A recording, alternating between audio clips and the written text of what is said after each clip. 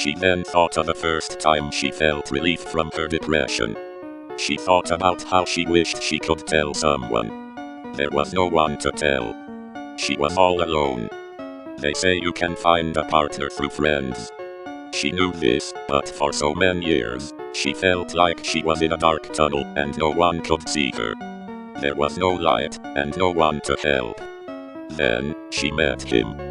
She did everything to try to make him think that everything would be okay. She would go out of her way to meet his needs. If he wanted to sleep in, she would wake him up every morning at 7:30 a.m. If he wanted to go out, she would make plans for the day and show up at his work with his favorite coffee and breakfast. He was so used to her doing everything, that it was like his whole life she was there for him. She became an inspiration to everyone around him, but herself. At the time, he was the only reason she didn't feel like she had the world falling out from under her.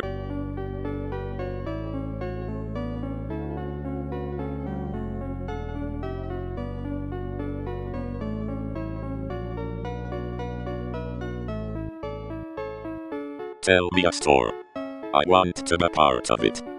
Tell me a story. Just please don't make me sing.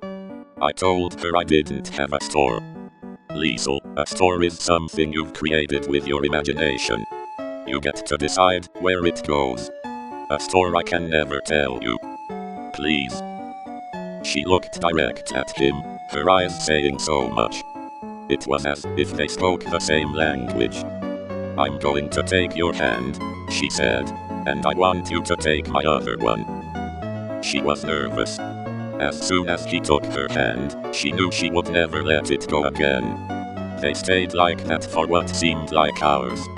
Charl could have held her hand forever.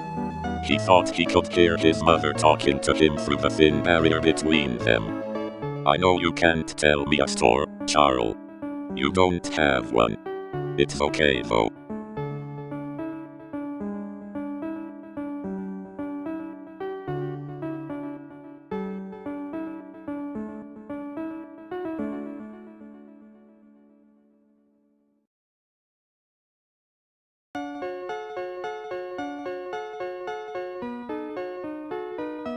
There were no clues as I sat on the bleachers looking out over the fields.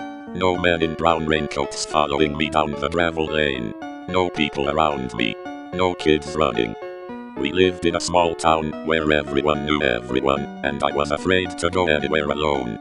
My mom had sent me to the post office, but I wouldn't cross the street. I was the only kid who rode the bus alone. Nobody else knew where the office was. It wasn't until I got to the church that I saw him. He looked so good, so smart, so handsome. His blue uniform was faded now, but his boots were bright. I could tell just by looking that he hadn't been working hard at his job, so he probably hadn't even thought about food. It was the first time I'd seen him in real life, and all at once, I knew the reason I was afraid to leave the house.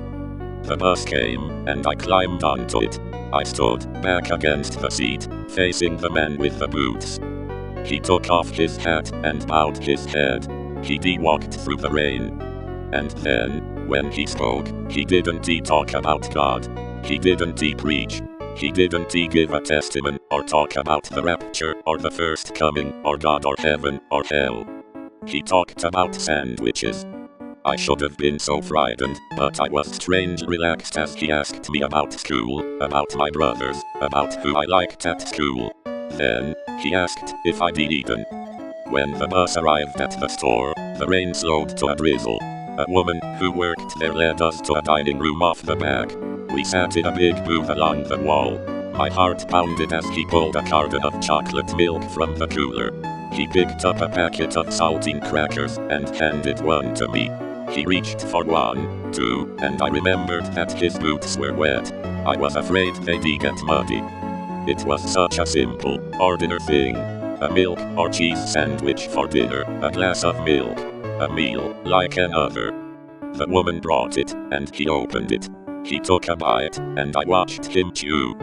Where are your parents? He asked. Mom is still working, I said. Can I walk you home?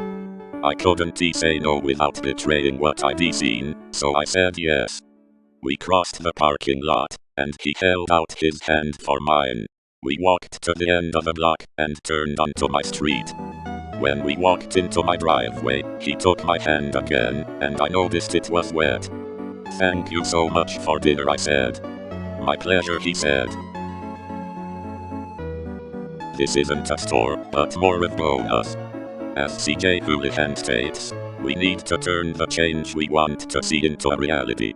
A 2015 ICE study showed that women in the United States spend an estimated $50 billion annual on hair and beauty products. I would venture to guess that the men in your life don't have to endure such costs. This is a crying shame considering that the world